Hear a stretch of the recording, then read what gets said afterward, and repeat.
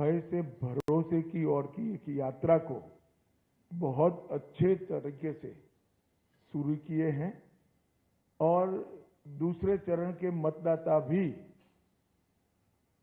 भय से भरोसे की यात्रा को आगे बढ़ाएंगे। मैं चुनाव आयोग, सभी सीएपीएफ, चुनाव आयोग के सहयोग में लगा हुआ पूरा तंत्र और बंगाल पुलिस को भी हृदयपूर्वक बहुत बहुत अभिनंदन देना चाहता हूं, क्योंकि बंगाल के बहुत लंबे अरसे के बाद एक भी मृत्यु नहीं हुई है। इस प्रकार का ये चुनाव हुआ है जो अपने आप में एक अजूबा है। तो मैं चुनाव आयोग और चुनाव आयोग के तत्वाधान में सभी सुरक्षाकर्मी और सभी तंत्र को हृदयपूर्वक अभिनंदन देना चाहता हूं।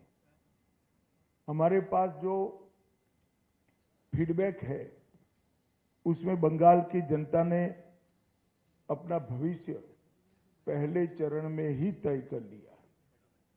कवि गुरु टैगोर, महान सुभाष चंद्र बोस और खुदीराम बोस की ये भूमि ने विकास को चुना है और नरेंद्र मोदी जी के नेतृत्व में भारत के विकास की जो यात्रा चल रही है उसमें बंगाल के प्रथम चरण के मतदाताओं ने स्पष्ट कर दिया है कि बंगाल भी उसमें जुड़ने जा रहा है। 16 जिलों की 52 सीटों पर 92.98% मत ये निश्चित रूप से बताता है कि दीदी जाने वाली है और भाजपा आने वाली है। भय जाने वाला है और भरोसा आने वाला है। हमने कल देर रात तक हमारे सभी विधानसभा के कार्यकर्ताओं के साथ भारतीय जनता पार्टी बंगाल की टीम ने एक असेसमेंट करा है, जो पोलिंग हुई है ऐसा इसका, और मैं स्पष्ट रूप से आपको बताना चाहता हूं 152 सीटों में से 110 से ज्यादा सीटें भारतीय जनता पार्टी जीतने जा रही है। इसका मतलब है कि दूसरे चुनाव चरण को मिलाकर हम प्रचंड बहुमत के साथ बंगाल में शुद्ध रूप से भारतीय जनता पार्टी की सरकार बनाने वाले हैं। मित्रों, मैं थोड़े आंकड़े भी देना चाहता हूं। 16 के चुनाव में 1278 लोग घायल हुए थे, 21 में 1681, 23 के पंचायत में 664 और 24 के आम चुनाव में 761। उसकी तुलना में 30 से कम लोग कल घायल हुए। ये बताता है कि बाय एंड लार्ज चुनाव शांतिपूर्ण तरीके से हुआ है और मृत्यु का आंकड़ा एक भी नहीं है। और ये जो चुनाव बढ़ा है, मतदान बढ़ा है, वो भारतीय जनता पार्टी की सरकार बनाने का, परिवर्तन का मतदान। क्योंकि जिस तरह से प्रधानमंत्री जी और हमारे बाकी नेताओं की रैलियों को प्रतिसाद मिला है, रोड शो को प्रतिसाद मिला है, वो प्रतिसाद कल प्रथम चरण में बैलेट मशीन के अंदर बंद हो गया है। एक बहुत बड़ी आशंका यहां व्यक्त की जाती थी कि जन समर्थन तो है, मगर पोलिंग स्टेशन पर पहुंचेगा क्या? वो आशंका है आज समाप्त हो गई है और मुझे विश्वास है कि दूसरे चरण में और उत्साह के साथ मतदान होगा। अब दूसरे चरण की भी मतदाताओं की जिम्मेदारी है कि यही परिवर्तन के दौर को वो आगे बढ़ाए। बहुत लंबे समय के बाद, जब कोई विपक्षी पार्टियां नहीं थी, हमारे देश की आजादी के बाद का वो दौर बात कर दीजिए, तो 5 तारीख के बाद अंग, बंग और कलिंग तीनों जगह भारतीय जनता पार्टी का शासन होगा, कमल का शासन होगा। और मैं मानता हूं ये निशानी हमारे पूर्वी भारत के लिए शुभांकर है। नरेंद्र मोदी जी ने 2014 में कहा था कि भारत की दोनों भुजाओं का, भारत माता की दोनों भुजाओं का सम विकास होना चाहिए। पश्चिम के क्षेत्रों में विकास काफी अच्छा हुआ है, कोई न कोई कारण से पूर्व के क्षेत्र पिछड़े हुए हैं। पूरा नॉर्थ ईस्ट, बंगाल, बिहार, उड़ीसा, ये पूरा भारतीय जनता पार्टी का शासन आने के बाद ये जो शुरुआत मोदी जी ने करी है पूर्व के विकास की, पूर्वोदय की, इसकी भी गति तीव्रता के साथ बढ़ेगी। मित्रों, एक बंगाल की मुख्यमंत्री जी अफवाह फैला रही हैं कि बंगाल में अगर भाजपा का शासन आया तो बाहरी लोग शासन करेंगे। मैं दीदी को बताना चाहता हूं, दीदी बंगाल का अगला मुख्यमंत्री बंगाल में ही जन्म लेने वाला, बंगाली मीडियम में पढ़ा लिखा और बंगाली बोलने वाला होगा। इतना ही है कि आपका भतीजा नहीं होगा, वो भारतीय जनता पार्टी का कार्यकर्ता होगा। अगली सरकार बंगाल के ही भारतीय जनता पार्टी के कार्यकर्ता ने बनानी है। भाइयों बहनों, भारतीय जनता पार्टी की सरकार बंगाल में बनने के बहुत बड़े मायने, हमारी सबसे पहली प्रायोरिटी होगी कि बंगाल की महिलाओं को हम सुरक्षा प्रदान करें, उनको भय से मुक्त करें। जिस राज्य की महिला मुख्यमंत्री ये कहती हो कि 7 बजे के बाद महिलाओं को घर से निकलने की जरूरत क्या है, मैं मानता हूं उनको शासन करने का कोई अधिकार नहीं।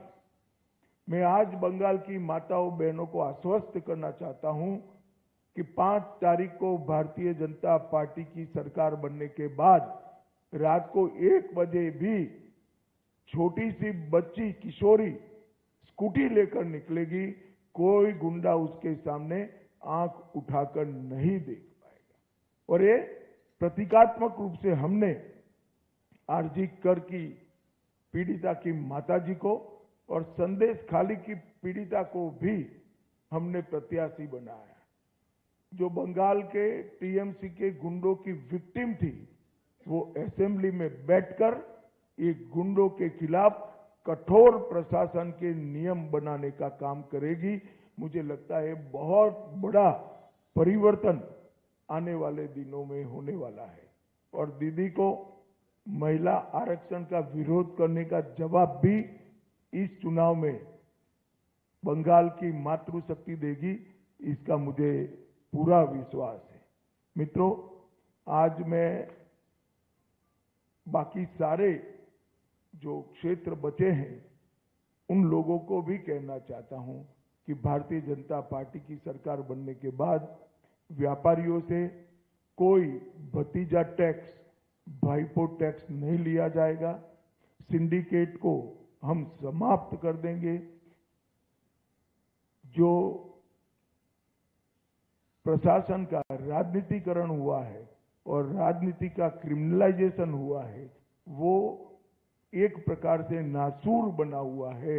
उसको भी हम बंगाल की जनता को ये नासूर से मुक्त कराएंगे।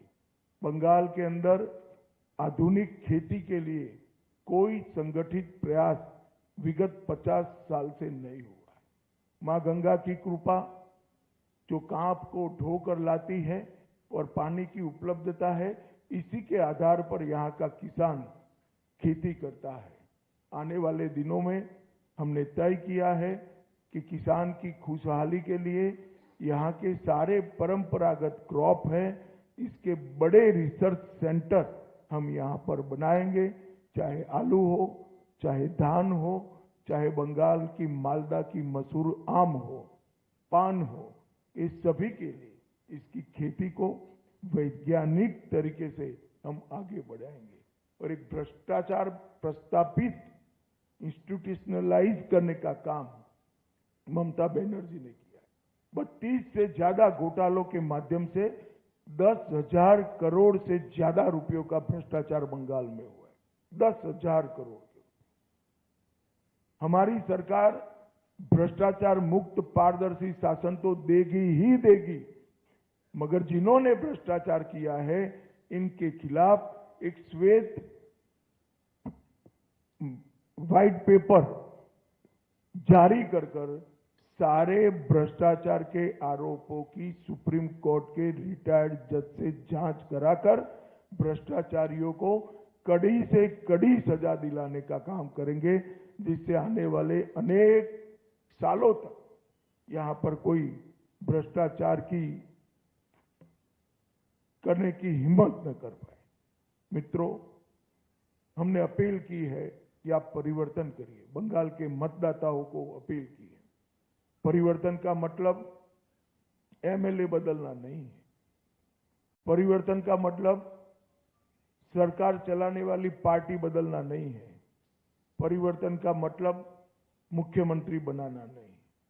परिवर्तन का मतलब है घुसपैठ मुक्त बंगाल बनाना, घुसपैठ न हो ऐसी सीमाएं बनाना, भ्रष्टाचार से मुक्त प्रशासन देना, तुष्टीकरण की राजनीति से बंगाल को पूर्णतया मुक्त कर देना, रंगदारी और सिंडिकेट राज समाप्त करना, विकास की तेज रफ्तार, उद्योगों के लिए लाल जाजम बिछाकर उनका स्वागत और इसके माध्यम से युवाओं के लिए रोजगारी को आगे बढ़ाना, आधुनिक इंफ्रास्ट्रक्चर और इन्वेस्टमेंट दोनों के लिए short term long term policy बनाना और संसाधन जुटाकर इसको जमीन पर उतारना, कानून का राज प्रस्तापित करना, कैडर के राज से बंगाल की जनता को